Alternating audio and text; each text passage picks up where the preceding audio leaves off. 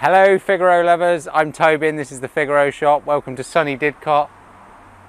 Now today I've got a guide for you. It's something that lots of you have asked us about, and it's around how to clean the dashboard, which is the same material as a lot of the panels inside the car. So my colleague Ant's going to help me with this. Let's go over to the car and let's give you our best tips on how to clean it.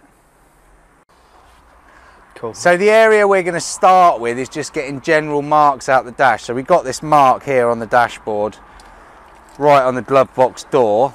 We've got a couple of things we can try, Ant, right, to get this out. You've got two different things you can try. Do you want to just tell the guys what they are? Yeah, well, first of all, I would start with actually some white spirit and just test a little bit, test the area, see if it takes it off. If failing that, what we have like rubbing compound as well, which is just a little squirt of rubbing compound on it, and then give that a try if it comes out with that as well. What I would do is I'd use a circular motion. Don't need to put a lot of force on it, just nice and gentle. So if you can't get this, guys, just get T-cut, which is similar to rubbing compound, but be gentle, because if you go too hard you'll take the material straight off the dashboard. And your dashboard is potentially going to be slightly sticky as well. There you go. And there you go, that one's come off with the rubbing compound. Yeah. So either rubbing compound or some white spirit, great for these grubby marks.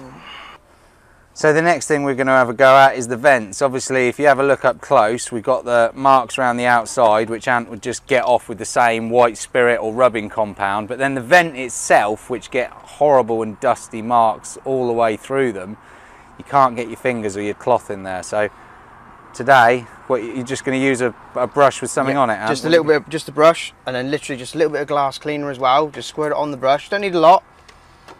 And then just what you want to do is just work the brush, because you get right down in there as well with like a paintbrush, so you can just keep moving it around like that, so it starts to move everything. And then all I suggest then is get a clean cloth, and get the clean cloth in there, straight in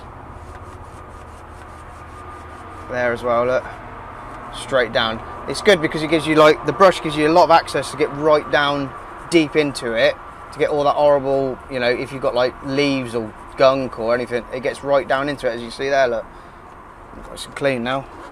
So in terms of the actual coloured part of the dash pop, the top, you've got to be really careful. So this is an original one.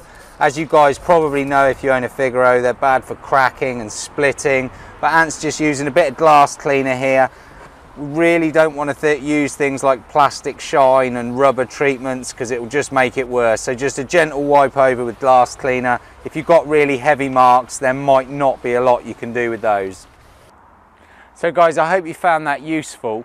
You can use those tips on most of the car. A lot of the original interior is coated with exactly the same material. So those same techniques that Ant just used on the dashboard, you can try that around other bits of the car. Without the interior being completely recoated, you'll never get a perfect finish, but you can certainly improve it. Keep letting us know about other guides you guys need. See ya.